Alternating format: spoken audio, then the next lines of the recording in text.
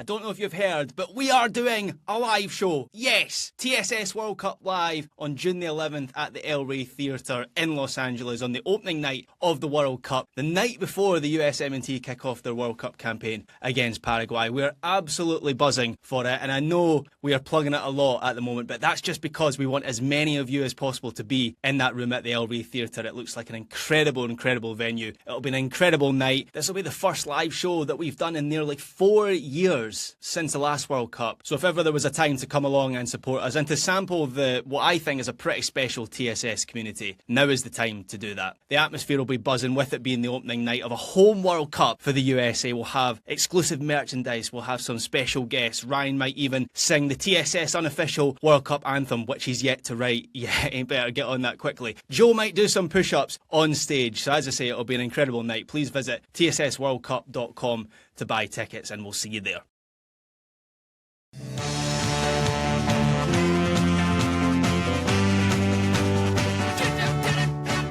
Welcome to the Total Soccer Show and the first of our 12 World Cup group previews. Here we go. In accordance with the alphabet and convention, we are kicking off this episode with Group A. We're going to learn everything you need to know about the co-host Mexico, South Africa, South Korea, and the Czech Republic. We are doing this. My name is Ryan Bailey. Joining me today, we have previewer extraordinaire Taylor Rockwell. Hello, Taylor. How's you? I am great, Ryan. I'm excited to be here. I love doing these previews. I listen to World Cup themes all morning while getting ready and getting the kids ready and out the door. I am amped and hyped, and yet still, I'm guessing Graham did something similar, had a moment as you started the introduction when I was like, I didn't make sure that I'm previewing the team that I think I'm previewing. Oh no, I sure hope I'm previewing the right one. Here we go. There we go. Excellent. Taylor's overstimulated. That's good. We're in a good place to start. So Taylor's doing South Korea. Is that right, Taylor? No, don't even. Do not even. Taylor Rockwell will be talking all about Mexico in this episode. Here to talk about South Korea. Okay, cool. Would you believe he's got a Korea shirt on? It's Graham Ruthven. Hello. Hello, Ryan Bailey. Or, as my daughter Sophie called it, the K-pop Demon Hunters shirt. That's her identifying mark of South Korea. I was impressed she actually knew that. She got a soft power grab is working. Wow. Yeah, indeed. Taylor, that is my biggest fear in life, is previewing the wrong team. You know how most people have nightmares of like falling or like waking up with no clothes. Mine is I've turned up for a podcast recording and I have researched the wrong team. So for today at least, I think I've got the right team, South Korea. Graham, you know when you start to fall asleep and then you like jolt yourself awake with that feeling of falling? I do picture you being like, oh no, I have Korea, right? Like waking yourself back up in a cold sweat panic. That's been me for the last few days. No, Graham wakes up. I've only ordered 46 of the 48 shirts. Oh no. Well, that is why there's more stakes or higher stakes on me previewing the right team, as I bought the shirt of every team I'm previewing. Wow. So yeah. Well, all the more reason, listener, to be a viewer. And check out our YouTube channel, link in the show notes if you're not subscribing already, to see Graham's extraordinary sartorial elegance as we go through these World Cup group previews. Joe Lowry's here to talk about South Africa. Hi, Joe. Lots of Souths in this group. Graham, also, did I tell you you're shining like you were born to be today? I mean, I've always thought that about you, especially today. You look radiant and golden. Also, Ryan, I've just been charging up while you guys have been talking for the last 30 minutes. Ryan, it's impressive to me that this World Cup's going to be co-hosted by Mexico, South Africa, South Korea, and Czechia, but honestly, I wouldn't put it past FIFA at this point. So we're on the money there. Is that a thing I said? Did I say it wrong? Not really. Just wanted to make fun of you. Thanks. We all do. You're welcome. That's what I'm here for. Excellent.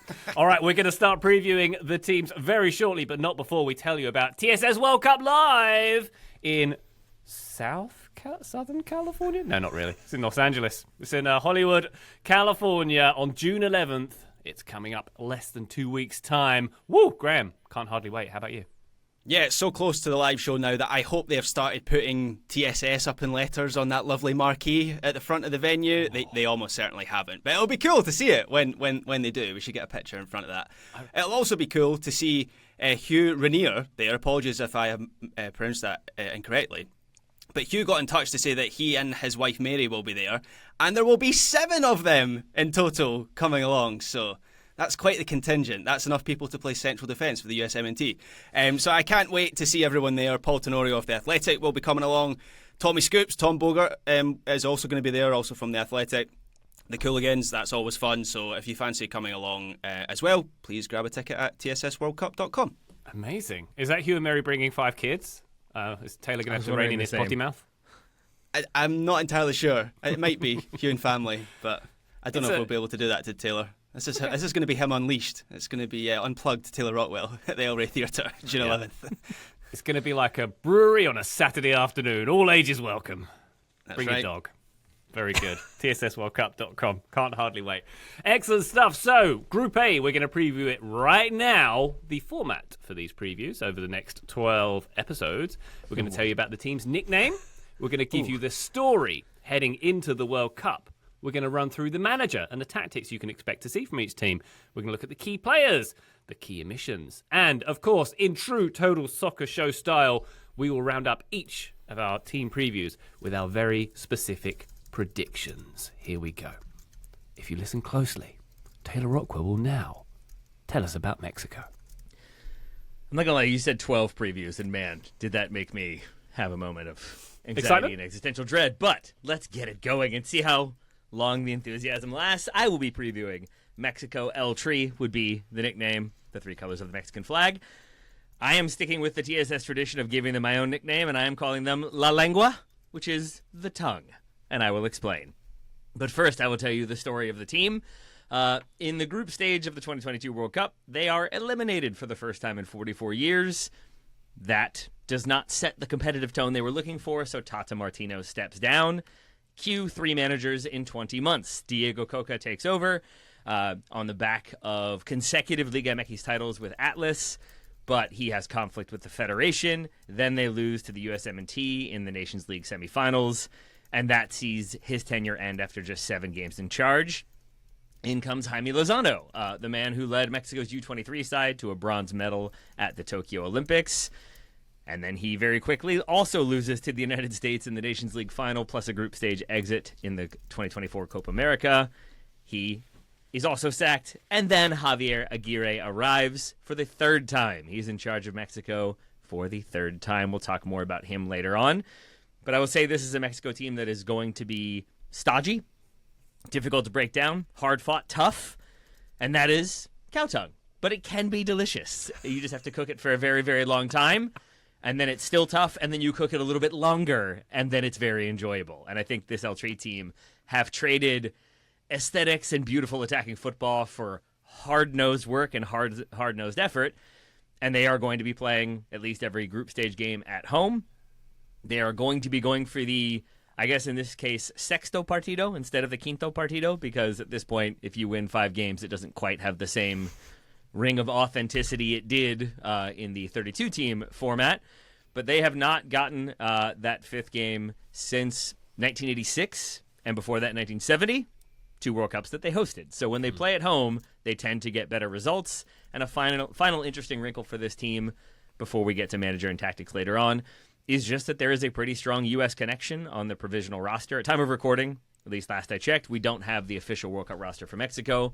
But on that provisional roster, 6 players could have played for the United States, including Julian Araujo and Richie Ledesma. So would have given us even more right-back depth. Obed Vargas at central midfield, Efrain Alvarez, Brian Gutierrez, and Jorge Rubalcaba, all eligible for the United States in attacking midfield positions. And I definitely wonder about the impact of Vargas and Gutierrez potentially for the 2026 U.S. team. I think both of them could well have made the roster if they had stuck with the United States, but they didn't, and I think there's a pretty strong chance they play and, at least for Gutierrez, start for Mexico in at least a few of the group stage games. Taylor, having cooked cow tongue once in my life, you're spot on. Slow Really? cooker was on for quite some time on the kitchen counter. I don't think you could have picked a better analogy. Thank you, my friend. What Also, we- credit to you. Well done. Yeah, man. Hang on, Joe. Yeah. We need detail. Were you trying to silence a cow? What did it do to you? No more from you, cow. Cease your mooing at once. No, I purchased half of a cow from local cow man and cooked cow. That's kind of the whole. Oh, you got front half of cow at least. That's good. Yeah, exactly. The front half, left the back half for somebody else. Excellent stuff. Does it give you a ton? Like, does it not literally a ton, but does it give you like 6 months of meat? Yes, it That's does. pretty cool. Very pretty much cool. so. Wow. Joe Larry, the outdoorsman we never knew we had here. Excellent. Joe, why don't we come to you? Because obviously Mexico are opening the World Cup against South Africa. Would you set the table, please? I would love to. South Africa's nickname is Bafana Bafana, which means the boys in Zulu. I didn't realize this. The country's FA had mulled changing the nickname because they don't actually have it registered. So they lose out on marketing revenue that comes from Bafana Bafana. But for now, at least, it remains. Fun fact for you about South Africa. I didn't do a TSS nickname, but I have the fun fact. The South African national anthem's lyrics are in 5 different languages, the 5 most widely spoken of South Africa's 12 official languages. You have Xhosa, which is the first stanza, and the first 2 lines, really. Zulu is also in the first stanza. It's the last 2 lines. Then you have Sesotho, and then you have Afrikaans, and then you have English as the final stanza. You sing the lyrics in those languages regardless of what your actual native language is, which I think is quite interesting. Story of the team heading into the World Cup. I'm going to frame this as a question. Can this team band together to do something special? Because that's what's going to happen for them to make a deep run. And in some ways, that's what's happened for them to actually get here in the first place. At this World Cup, they're one of the lowest ELO-rated teams at the tournament. ELO ratings is a means of assessing team quality. We see it in chess. We see it in soccer. They are at 79 in the ELO ratings, at least as of recording. They certainly are the lowest quality team in this group by that metric, and I think by probably the eye test as well. There was a user on Reddit that created a data model. I know, I'm playing into the bid, guys. I'm sorry. We're only 30 seconds into this thing. I created a data model that estimated that South Africa's chances of finishing 4th in Group A sat at a whopping 81%. 81% to finish last. That leaves them 19% to do anything else. The team that the model thought was more likely than South Africa to finish 4th in their group is Ghana in Group L. That was the only other team that this model thought had a worse chance of making it to the round of 32 than South Africa. Still, South Africa have faced adversity before. They're back at the World Cup after qualifying for the first time since 2002. They were at the 2010 tournament, of course, as the hosts, but they didn't have to qualify that time around. And this time, they had to qualify after really having to push because they forfeited a match against Lesotho that they'd won 2-0 because they accidentally fielded a player who was supposed to be suspended due to cards, and the guy started and played 80-plus minutes in that game. Things got a little nervy for South Africa, but they did end up topping their CAF qualifying group over Nigeria by 1 point. Still, at the World Cup, they are yet to get out of the group ever. And to do so this time, they're going to need some magic or some luck or maybe most likely a bit of both. Excellent stuff. Thank you very much, Joe. South Korea, Graham, will be kicking off their opening game against the Czech Republic while TSS World Cup Live's happening. So, the double dose. Hugh and Mary and +5 are going to have to make a choice, I would say. But, They've chosen. They have chosen. Yeah, hopefully. it seems like they have chosen. And my new found allegiance to South Korea is going to make that decision a little bit harder for me. I'm just going to have... I mean, even if I wasn't previewing South Korea, let's not pretend otherwise. I'm going to have that game on a phone down on the floor as I'm on the stage. But yeah, my Group A team is South Korea, or Korea Republic, as they prefer to be called. They don't like to acknowledge what's over the border. I know the feeling. To my daughter, they are the K-pop Demon Hunters, as I've mentioned. They have some catchy tunes, so who am I to argue with that? Their actual nickname is Taejuk Warriors.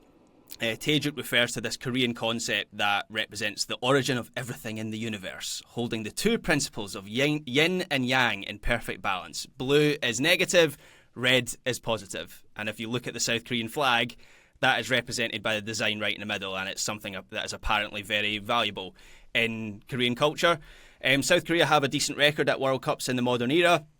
Looking at the FIFA rankings, they are ranked 25th at the moment. They have played at every World Cup since 1986.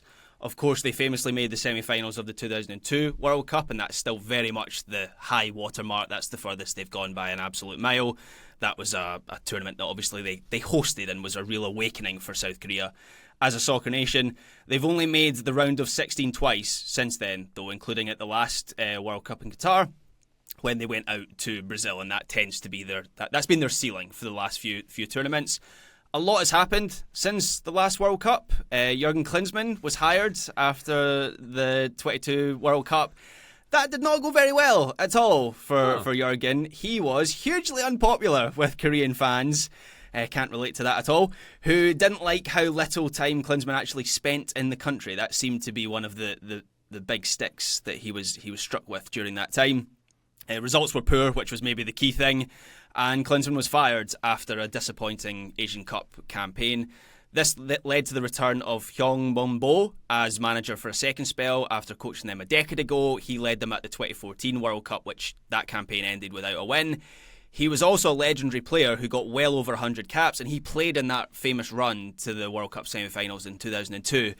His reputation has shifted quite a bit since then. More on him later. There's a lot to be said about Mungbo as South Korea manager, but I'll save that. Excellent stuff. Graham, fun fact for you. My wife, with her job, is going to be in Korea when this game is happening. So we'll try and get some on-the-ground reports of how That'll be cool. The World Cup and the Taejuk Warriors, was it? Taejuk Warriors, yeah. How they're being received on their home territory. Well, that'd be very interesting indeed. That's quite a grand nickname, by the way. Our nickname's inspired by like the power of everything in the world. Yeah, cool. No big deal. Yeah. Sorry, you're the Eagles? What was that? Something lame? Yeah, all right. Oh, that's nice. You're the selection, are you? Cute, lovely. Selection. We're everything. Anyway, the Czech Republic. Let me tell you about the Czech Republic, or Czechia. Which term do you use? The answer? Both. The country hasn't actually officially changed its name to Czechia, despite that being sort of the common term that we use these days. It's still formally the Czech Republic, so you can use either. Czechia apparently is a short common name introduced. It's recognised by the UN and FIFA. So you can use either, basically. It's just a shortening. So Czech Republic, I'll go with that. Did you know, Joe, they drink more beer per person than any other country in the world? Wow. Mm-hmm. Wow, Graham, your people have some work to do. Yeah, we're slacking. Don't worry, there's a World Cup just around the corner. Our first in 28 years, so maybe that'll change. If it was brown liquor, Graham, it might be a different conversation. But this is beer. The average Czech person drinks well over 100 litres of beer a year. That's 27 gallons. That's 211 pints a year. The average person. I'm assuming that's children. That is quite a lot. That is, for an average, that's a high water mark. Or a high beer mark, I guess. Yeah. So it's culturally important beer there. I've actually been to the Czech Republic. I did a thing where I went to České Budějovice, I went to Prague, went to Pilsen, went to Karlovy Vary, Ostrava, all these really nice, beautiful places in the Czech Republic many years ago. I had a beer bath, so literally a bath full of beer. It's as gross as it sounds and it stinks. But it's a beautiful country. They love their beer. It's cheaper than water. I did a brewery tour of the Pilsner Urquell brewery. It was 9 a.m. and they gave us beers at the start. So, wow. Yeah, that's how they roll there. They like beer. It's a great place. The Czech Republic team will be based in Mansfield, Texas, in the Dallas Metro. They're going to play their group stage matches in Guadalajara, Atlanta, and Mexico City. Their nickname is the Nadarak. Excuse me if my Czech pronunciation is off. That is the national team. And the Repre, the representatives. It's nothing on the Warriors, the Czech Warriors, frankly. But there we go. That's what they go by. The story of the team going into this one, it's their second World Cup since the dissolution of Czechoslovakia in 92 and their formation in 94. Their first World Cup since it's their first World Cup, since 2006. In their previous iteration as Czechoslovakia, they have made the final twice, 1934 and 1962. Remember them both very well. In 2006, in Group E, they didn't get through. Their only win was a 3-0 win in their opener against the USA. They finished bottom of that group. They eventual champions Italy in that group as well. Qualification went well this time, though. 7 wins and 2 draws and a single loss in their group. They finished second in group held behind Croatia, a.k.a. the team I confused them most with in my head. Apologies to all the Czechs and Croats out there. Notably, they lost to the Faroe Islands last October, did the Czech Republic in this campaign. I remember that. We spoke about that, didn't we? We did. On the show. You're not supposed to do that. Very few people achieve it, Joe. Yeah, but they did. Point. They lost to the Faroe Islands. Immediately after that, the Czech Football Association fired their coach, Ivan Hašek. Understandably so. They had an interim boss, Jaroslav Kostel. He took over the final group game before Miroslav Kubec came in. He is the current coach of this team. They had to go to the UEFA playoffs path to get through to this World Cup. They beat the Republic of Ireland on penalties. Ireland absolutely threw that game away, unfortunately. Then they beat Denmark on penalties. So they made it through 2 playoff games without technically winning either one of them. But they are at the World Cup where they will face South Korea, South Africa, and Mexico at the Azteca. Oh, what a match that is. There we go. That's World Cup heritage right there. This group and games at the Azteca. I'm not sure it gets any better than that. Pretty good. It's pretty good. Good way to kick off with Group A here. Let's take a quick break. When we come back, we're going to look at the managers and the tactics, some key players, some omissions, some VSPs. It's all coming. Join us then. Total Soccer Show, welcome back to our World Cup Group A preview. It's managers and tactics time. Taylor's going to jump in and tell us all about Mexico and Aguirre's way of doing things. And am I concluding with VSP, or are we coming back for VSP? Is that the final round? Coming back. Okay, We're coming coming back. back. So just manager and players. As I said, it's Javier No, Aguirre. just managers. Should we run that again? We're just doing managers tactics and Managers then tactics. players later. And then players and VSP is the third. Oh, I'm segment. sorry. I thought it was 2 segments. It's 3. My bad. That's me. Yeah. Cool. Yeah, sorry. You're good. All right, I'll come back in. Total Soccer Show, welcome back to our World Cup Group A previews. All right, we've set the table for each of the teams. Now it's time to dig into the managers and the tactics. Mexico, Aguirre in his third run, the El Tri Trio, if you will. What's he going to do this time, Taylor? Probably more of the same as he did the first 2 times. Third stint, 2001, 2002 would be the first. 2009, 2010 would be the second. Guided this particular Mexico team to a Nations League title and a Gold Cup trophy in 2025, and tends to go with a 4-1-4-1. There can obviously be different looks, different variations on that one, but with an emphasis, a strong emphasis, I would say, on strong defensive play. They have massively cut down on the number of goals conceded per game since he took over, at the expense of, as I said, the free-flowing kind of attacking play and the creative attacking play on top. They still have a decent number of creative attackers, but it's still a largely domestic-based team, which we'll get to in a little bit. But you do have some potential controversy with squad selections and with potential starters. But overall, it's going to be a very disciplined defensive approach where sometimes you'll get 2 banks of forwards. Sometimes it will be a 4-5-1 defensively, or even a 5-4-1, depending on how you have to adjust to what the other teams are doing. But it's going to basically be really difficult to play through the middle, and then also difficult to break them down through the air. Then Mexico themselves will look to break, I think, somewhat directly through Raul Jimenez. They still have speedy wingers, though maybe not one key speedy winger that they've had in the past, who we'll talk about when we get to players in a bit. Very good indeed. Thank you, Taylor. How about South Africa, Joe? What's the setup? I'm just thinking that San Diego Beach Day might be nice, Taylor. I don't know if anybody else is thinking about that or if that ties Somebody into is. anything that you're going to talk about. Somebody is. Let's talk South Africa, shall we? Their manager is Hugo Broos, 73-year-old Belgian coach. He's been in his current post in charge of South Africa since 2021. Played in Belgium as a player, had 24 caps for the national team, then coached in Belgium after he retired as a player, has since coached at club level in Greece, Turkey, and Algeria. At the international level, he took charge of Cameroon in 2016. He won AFCON with them in 2017. Interesting resume, bit of a controversial figure, and that may be putting it lightly. He called the agent of one of his South African national team players, quote, a nice little woman who thinks she knows football, unquote. He also made some racially charged comments. He does plan to retire, Hugo Broos, after this World Cup. Maybe that's for the best. As a collective society, we could get on board with that.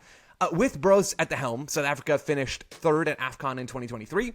And as I referenced earlier, they won their World Cup qualifying group in CAF, finishing that 1 point ahead of Nigeria, also Benin, to qualify for the tournament this summer. They lost in the round of 16 at the most recent AFCON, but for South Africa, those are some decent finishes, right? Topping a group in Nigeria. We know Nigeria not at their best right now.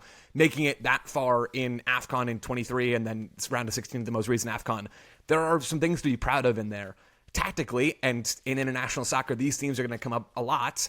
This is a pretty standard 4-2-3-1 sort of team. We saw a little bit of 3-4-3 at AFCON over the winter, but again, a lot of 4-2-3-1 in that setup as well. In terms of their principles, they kept quite a bit of the ball at times in qualifying for the World Cup. They dominated possession against the smaller teams in their qualifying group, but against Nigeria, which I think is maybe a better comparison for what they'll face in the group stage in terms of team quality, that's the opponent that they faced in qualifying with, I think, the most talent. It was much more transition heavy for South Africa, where they didn't have more possession averaged across their 2 games against Nigeria in the group. I think we're going to see a lot of that, where it is 4-2-3-1. The fullbacks maybe can tuck into midfield at times. We see a little bit of that from Broos' team. But really, they are staying typically wider in the half spaces. You've got a strong double pivot in front of the back 4. You've got a number 10 staying high, kind of just underneath or even next to the number 9 and build up. And then wingers either wide or in the half spaces, depending on where the fullbacks are. And it's a lot of, hey, we don't want to play through pressure. It's not like we're opposed to drawing it forward, but when we do draw pressure forward, we're not going to play through it slowly with the ball on the ground, or at least we're not going to tend to do that. We are going to play direct and over the top. There's a lot of long balls, and there's a lot of vertical passing, and they're trying to move quickly towards goal and possession. Defensively, I'd imagine we're going to see a lot of a 4-4-2 mid-block throughout this group stage for South Africa. We will also see, though, some pressing from this team. They've shown some comfort to press against teams that will keep the ball, and they have gone quite man-oriented at times in that. They're not 100% married to that setup. I don't think they have the talent to be so dogmatic in that way. But this is a team that I think is going to set up to try to play in transition as often as they can, and I think that probably fits their talent better than any other approach. Joe, could this be the most 90s team at the 2026 World Cup? Inappropriate comments from a manager that didn't age well and teams that like to play direct? Yeah, I think it just might be. Hoof in the ball. That's what I'm looking forward to seeing that from South Africa. And if Bruce is cancelled, I'm sure a job at the White House awaits for him, judging by his actions. Graham, how about South Korea? Tell us about their manager and tactics. Yeah, so as I mentioned in the first segment there, South Korea have a new manager, or a newish manager, who's actually the old manager. Anyway, that's confusing. Results have steadied under Myungbo. They qualified quite comfortably from a group that included Jordan, Iraq, Oman, Palestine and Kuwait. They were unbeaten in their 10 qualifiers and they finished top to make it through from the third phase. So that was an improvement in itself from the Klinsmann era, which was a bit of a disaster. There has, however, and this is where I think there's the most meat in the kind of South Korea preview that I'm doing. There's been quite a bit of criticism of Myungbo as a character and also as a tactician and his general approach, I guess. So he has used a back three a lot. That hasn't been popular with supporters who believe it is too rigid and that South Korea have become too stodgy as a team. And this is linked to Paolo Bento leaving after the last World Cup when it seemed like there was a real drive for South Korea to become a more proactive front foot team. They have the technicians. It felt like they were maybe ready to make that leap. And that hasn't really happened at all for one reason or another. So there has been frustration that Myungbo has taken the team backwards in that sense. There's also another story where Myungbo was coaching Ulsan HD, who are one of Korea's biggest clubs. We might remember them from Club World Cup fame. They played in that competition. I prefer Ulsan 4K myself. Well, that's because you're stuck in the past, Ryan Bailey. I'm on to 8K these days. HD won't even do it for me. But when Klinsmann was fired, Myungbo repeatedly said publicly in press conferences as the Ulsan manager that he would not leave to take over the national team, which he did. So that caused a bit of controversy, and fans were also unhappy with the hiring process because there wasn't really one. The Korean FA apparently met Myungbo in a bakery in Seoul and hired him on the spot without speaking to anyone else. That was the interview process. So it's been a bit chaotic in a managerial sense. As I say, this is where the most juice is with this South Korea preview. Myungbo's tactics in terms of the formation tends to be like a 3-4-3 if you saw it on paper, or a 3-4-2-1, which collapses into a back five when South Korea have to play against the ball in a deep defensive shape. I watched a bit of their friendlies last summer, one of which was against the US, of course, and out of possession shape was often the centre forward and a lone press with a line of five and then a line of four behind him.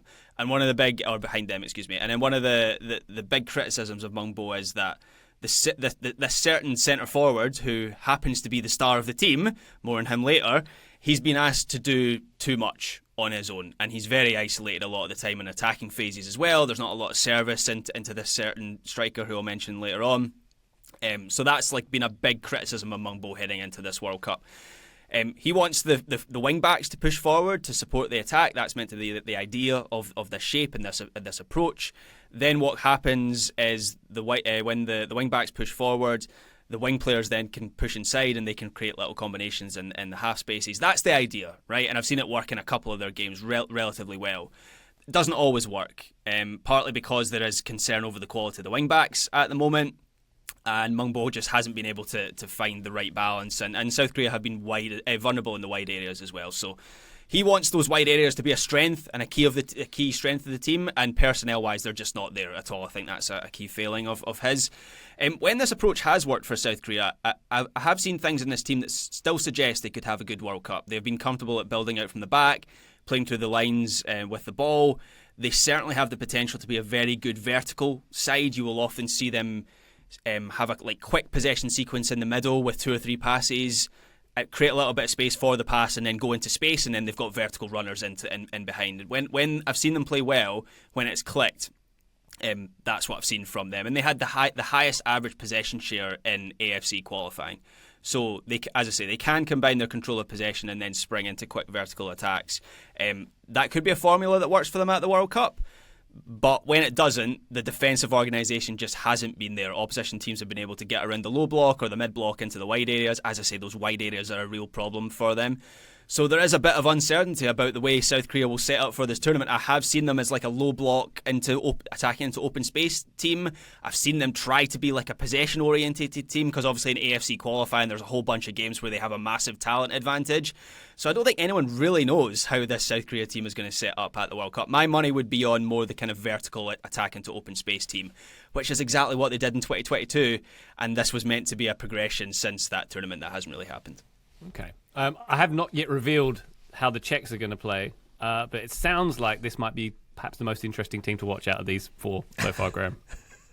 Perhaps. It's a low bar with South Korea. I don't know what you're going to say about Czechia, but I don't get the sense Korea are a great watch, to be honest. Okay. Oh, right. That completely contravenes my. Were you saying South Korea were going to be the best? Well, you're talking about the possession and sort of the different playing styles. It made me think like they're not just going to lump it like these other teams. From having watched 3 of these 4 teams in relative detail, Ryan's Czechia shot I have not watched in great detail. I think Mexico and South Africa will both be.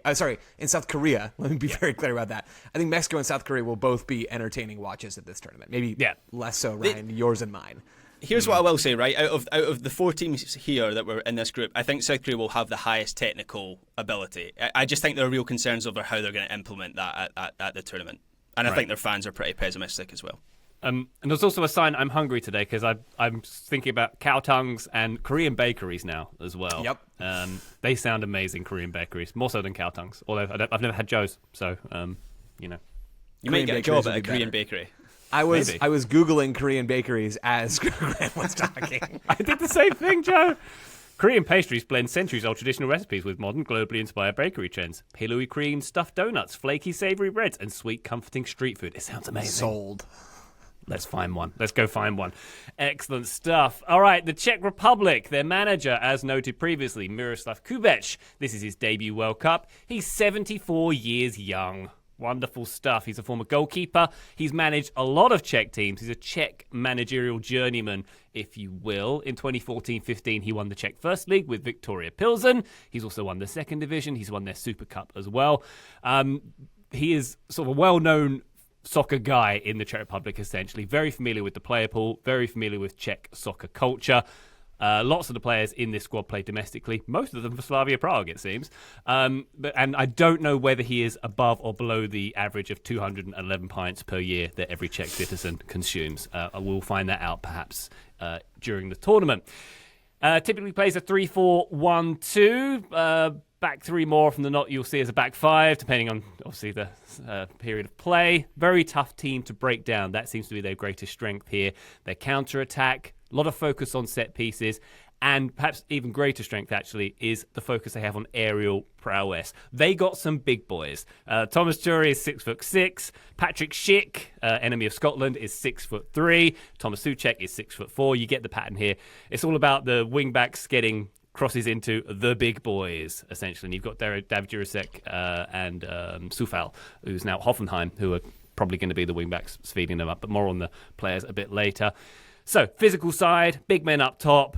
It's all sounding quite South Africa, actually, well, now I think about it. They're going to be, I think there will be a threat in this group, and perhaps their biggest threat is going to be set pieces. That's something they focus on as well because of the aforementioned big boys that they have. So focus on corners and free kicks, kind of Arsenal style.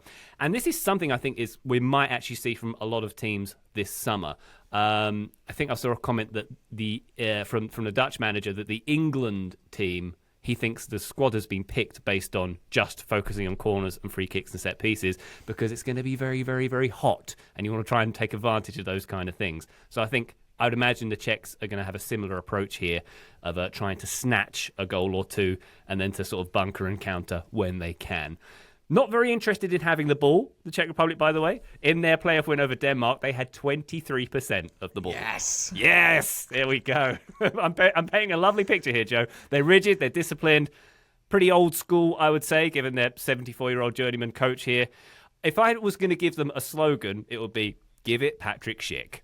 Yeah. Why not? I love that you mentioned the set pieces. It's weird, right? Because international soccer kind of had its set piece moment before club soccer. I think about, what was that, the 2018 World Cup, where you've got England running those basketball-esque out-of-bounds plays and all those sorts of things. Like, that has already happened, and I feel like the trendiness of it has gone away at the international level. I'm curious if the real emphasization, new word alert, of it at club level is going to bleed back into the national level at this summer's World Cup. A team like Czechia could be at the forefront of that if they really want to be cool and trendy. But that is legitimately something that I'm watching for this summer, is to see what the emphasis on set piece looks like. And it sounds like the Czechs might be at the forefront of that. Maybe so. Hopefully so for their sake. Anyway, let's take a quick break. When we come back, we're going to look at the key players in each of these teams. We'll have our very specific predictions for each as well. Do join us then. Total Soccer Show, welcome back to our Group A World Cup preview. Let's head back to Mexico, Taylor. Would you tell us about the stars who are going to make up this team, some key players, please? I will indeed. The player I alluded to earlier who will not be here, is not on the provisional roster, and is probably the biggest omission, would be Chucky Lozano, who will not be at the World Cup this summer. Aguirre stressing that form is a key component of his selection process. He wants everybody in form. Chucky has not been that for San Diego. It does open the door then to certain players like Edson Alvarez, who've missed large chunks of this season with a knee injury, but I can't imagine him being left off this roster. I have a feeling he ends up starting. In terms of their most regular lineup, I think there is a regular lineup, and then I think there is going to be some changing once the World Cup starts. But Raul Rangel has been the goalkeeper under Aguirre, but Guillermo Ochoa is on the provisional roster, and I will never, ever count out Guillermo Ochoa. Your usual, most consistent starting 11 would be Jesus Gallardo as your left back, but like more of a left wing back, very much getting involved in the attack and helping create overloads out wide. Cesar Montes and Johan Vasquez would be your most consistent center back pairing, with Israel Reyes as your right back. He can also be a center back. He can also be a defensive midfielder. He's versatile, but he will help, I think, organize in possession and then maybe also kind of push forward a little bit.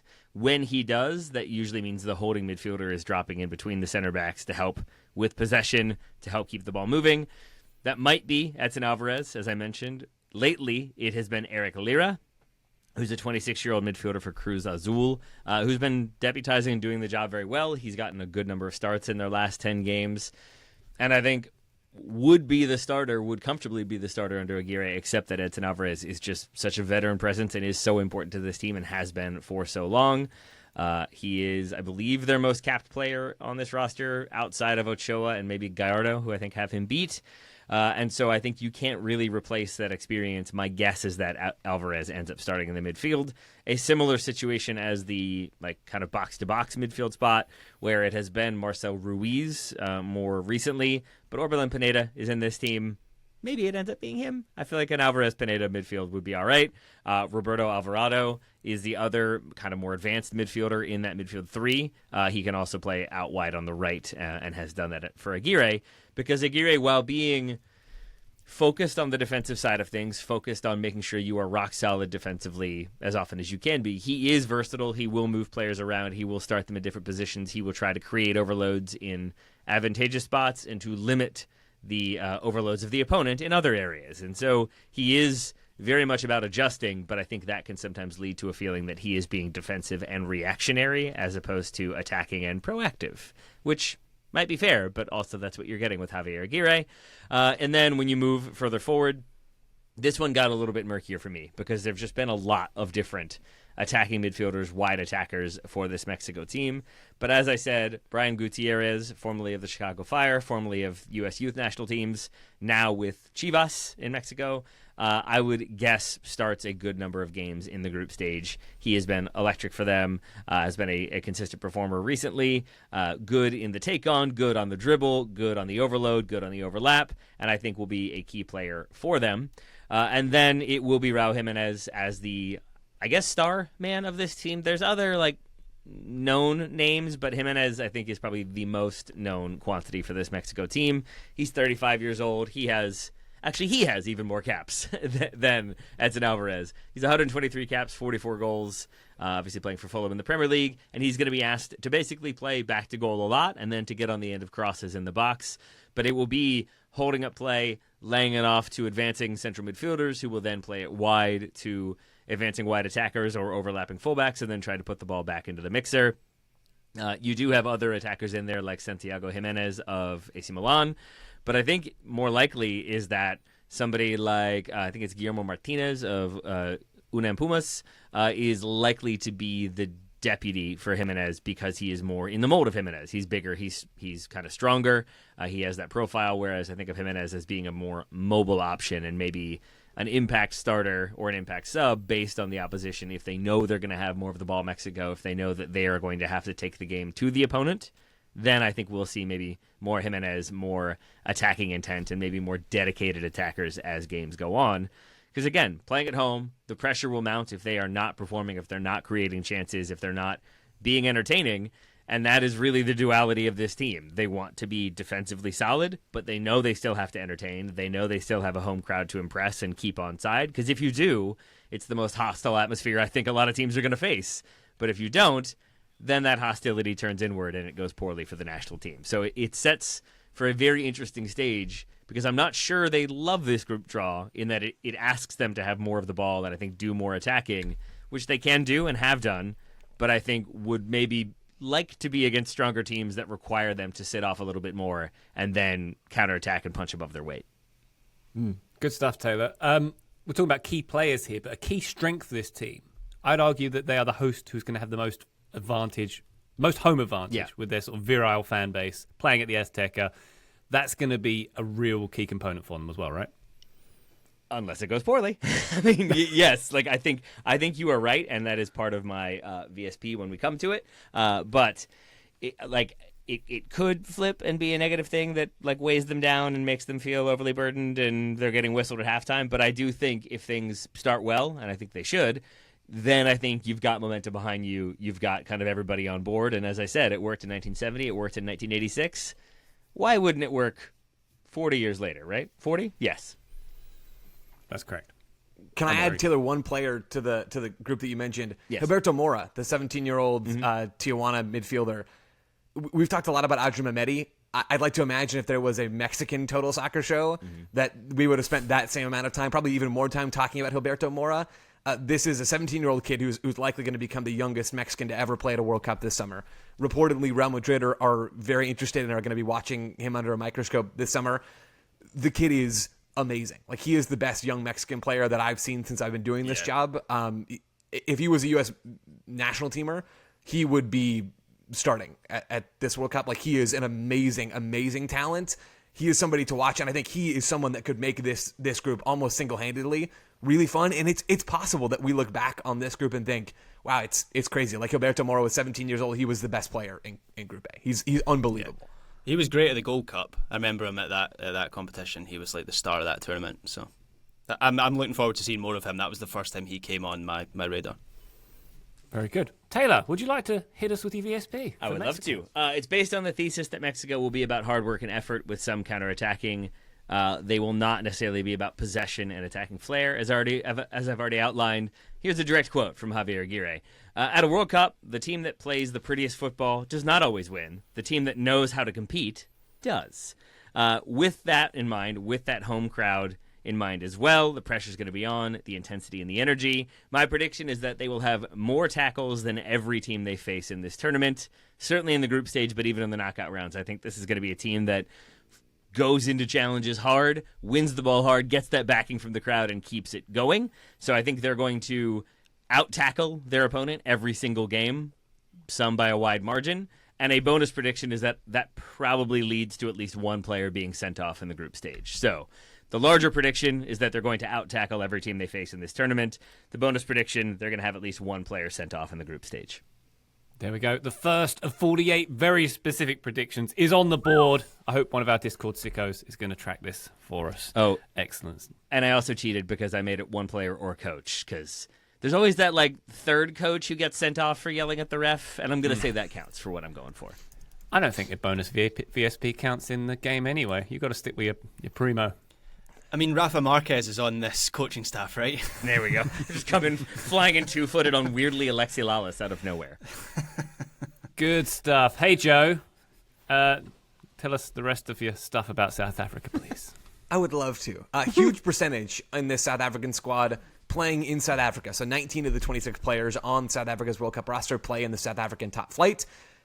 Some big clubs in South Africa, Mamelodi Sundowns, Orlando Pirates, Kaizer Chiefs, all of those clubs have players represented in this squad.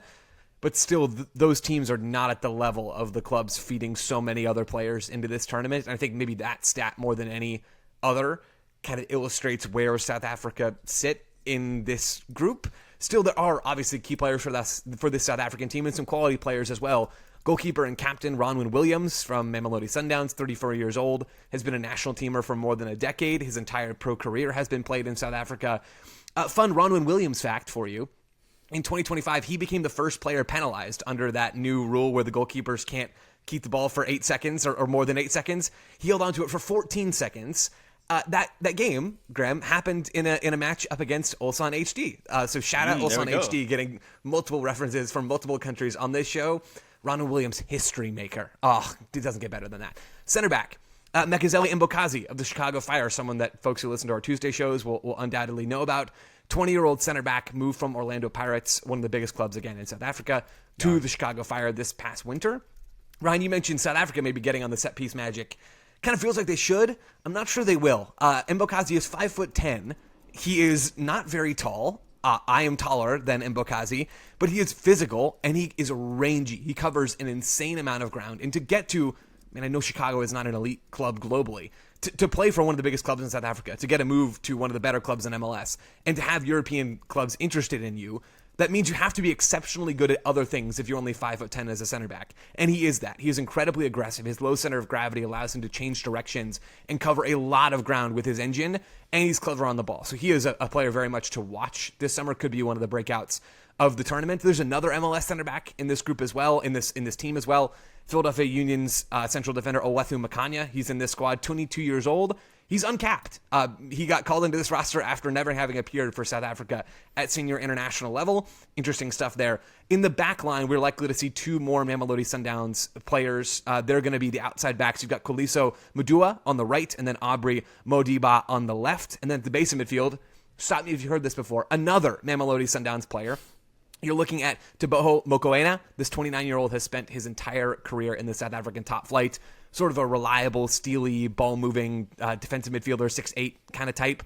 In the attack, you've got 24-year-old Orlando Pirates winger Oswin Apolis. He's a regular, and maybe the real star man of this team further forward is Lyle Foster. That's Burnley's Lyle Foster.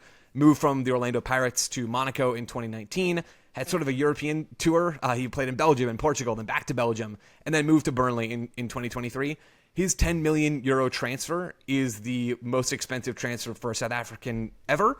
I think a lot of people were hoping, a lot of folks at Orlando Pirates were maybe hoping that Mbokazi could be that player for them. I don't know that that's going to happen, but they do rate him quite highly. But Lyle Foster is one of the bigger names in this team. My VSP for South Africa. Let's go back to Ronwen Williams, shall we? I think he's going to lead all goalkeepers in Group A in saves. This is a guy who's going to be under fire. I just am not very bullish about the talent in front of him. There's some good players here. Some players that can play at higher levels, certainly than they are right now. I just don't think the talent stacks up especially well against the rest of the teams in Group A, even with there being plenty of room for chaos and absurdity and small game samples and all those sorts of things. Ronwen Williams is a quality goalkeeper. We all know how much I rate the Ballon d'Or. He was ranked as the 9th best goalkeeper in the 2024 Ballon d'Or race. That's exciting. He was a Spurs youth player. None of this is doing it for you? Okay, fine. He's going to be under fire, at the very least, Ronwen Williams. I've got something else on Ronwen Williams. So please, he played. So the CAF Champions League final was last weekend, and in the first leg, Aubrey Modiba scored an absolute banger from Mamelodi Sundowns, and in the second leg, Ronwen Williams was an absolute brick wall in that game against FAR Rabat. He saved the penalty in that match. I think he made like 6 other saves in that game. So the Mamelodi Sundowns at the moment are looking pretty strong, and so if there's a strong core of those players in this squad, then that could be a good thing for South Africa. And Ronwen Williams is an absolute brick wall, so I can see this panning out, Joe, for you. There it is. Boom. South Africa, ladies and gentlemen.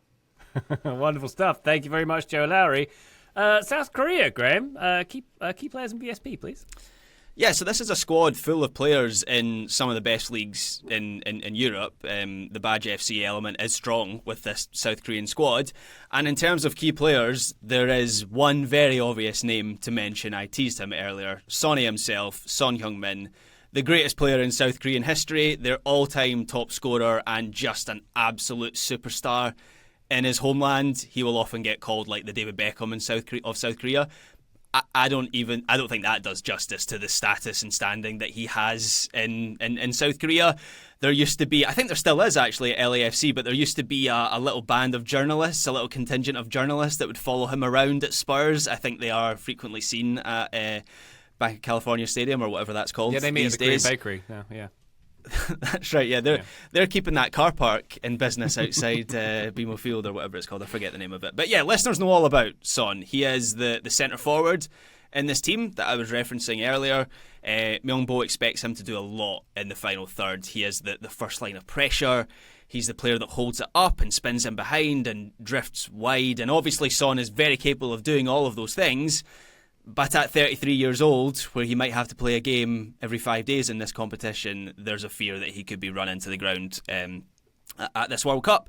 He's also very isolated a lot of the time, and Son's scoring record has really dipped since Myung-bo came into the job. So this has been a big criticism of the manager, that he's not getting the best out of Son Heung-min. Maybe he'd be better in a slightly wider position, or even as like a number 10 in this team. But barring a surprise, he's going to be the number 9. Kim Min-jae is another big name listeners will be familiar with. He's the Bayern Munich and former Napoli centre-back who will be the centrepiece at the heart of the South Korean back three. Listeners will know about him. He's physically strong, he's fast across the ground. He usually has more touches than any other South Korean player when they play matches, and he plays more passes out from the back than any other defender. So he's a key part of how they get out from the back, South Korea. Seung Ho Pyak will be one of the two central midfielders. He is someone that Myung-bo has really elevated since coming into the job. There's not many of those players that I think have improved under him, but he's probably one of them. He plays for Birmingham City at club level, and he had been playing in the back three when Myung-bo came in as the manager. He was using him as the back three to then move into midfield through his use of the ball.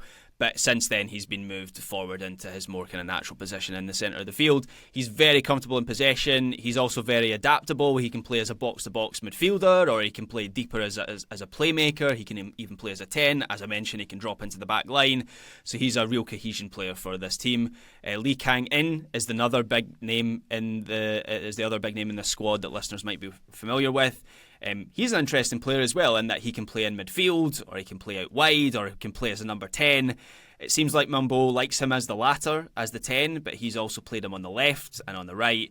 I know a lot of fans think he's going to be deployed in a deep position, which seems to be another point of contention. Not many fans seem to be too keen on that. It's where he maybe doesn't have much of an influence on matches. There's also Hwang Hee-chan and Hwang In-bom, who are both playing at a high level as well in Europe, also midfielders. That seems to be where the real strength of this squad is in central midfield.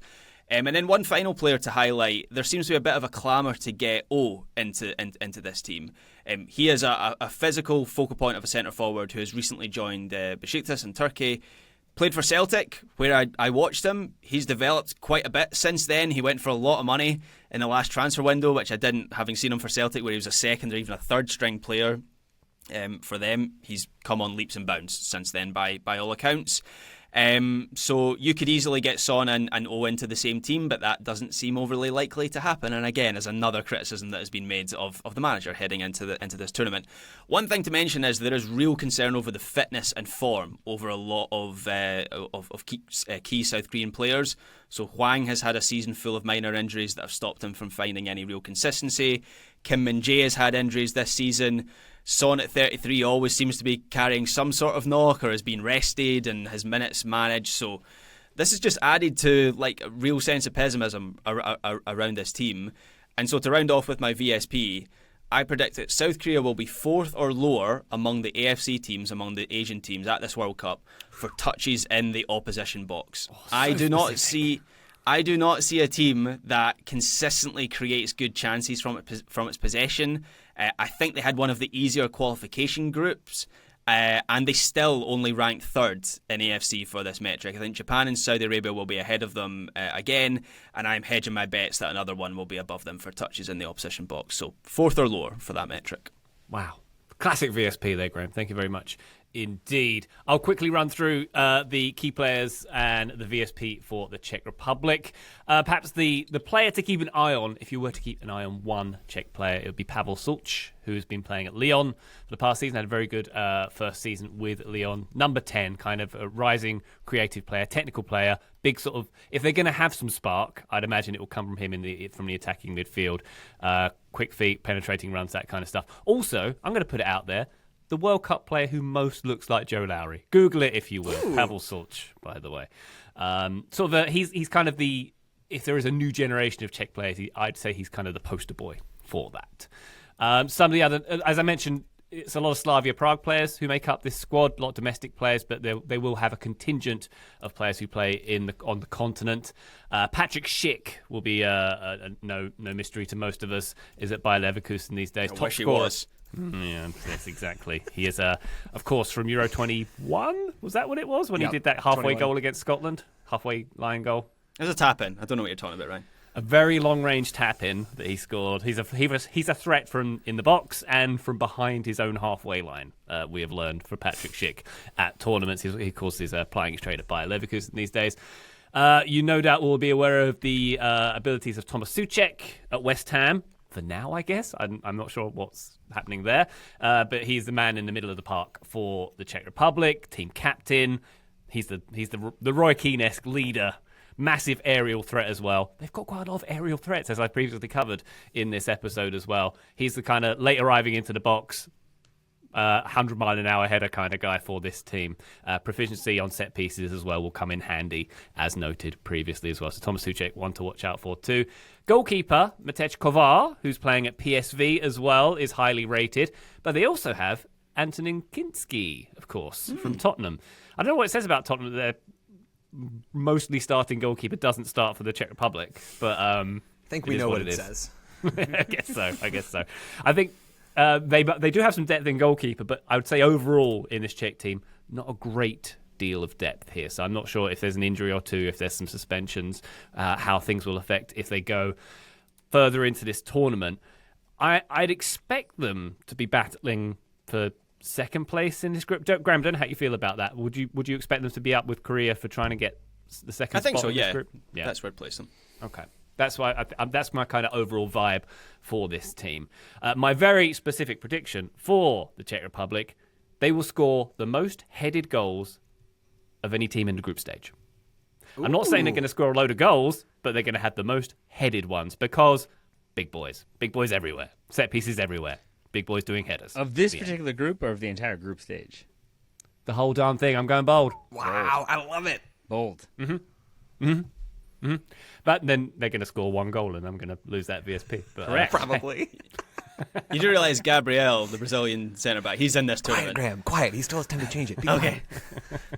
I'm fortune favours the bold. I'm sticking with my VSP, the most headed goals of That the works really group well stage. for Matt Damon and his crypto endeavor. So yeah, stick with that philosophy.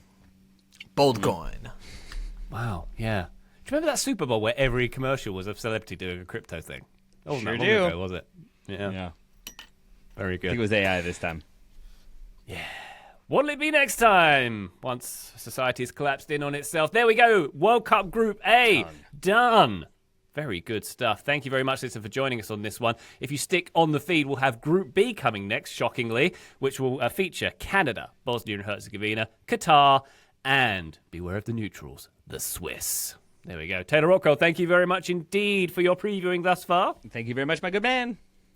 Thank you very much, Joe Lowry, for the same thing. Thank you, Ryan. Mexico, South Korea, Czechia, South Africa. There's my predictions. That holds. I think that's to be expected, which means it won't happen. True. As is the way with TSS predictions. Graham Ruffin, thank you very much indeed from you, sir. Thank you, Ryan Bailey. And thank you again, listener, for joining us on this one. We've got 11 more World Cup group previews coming on the feed. Join us for those. But for now, bye.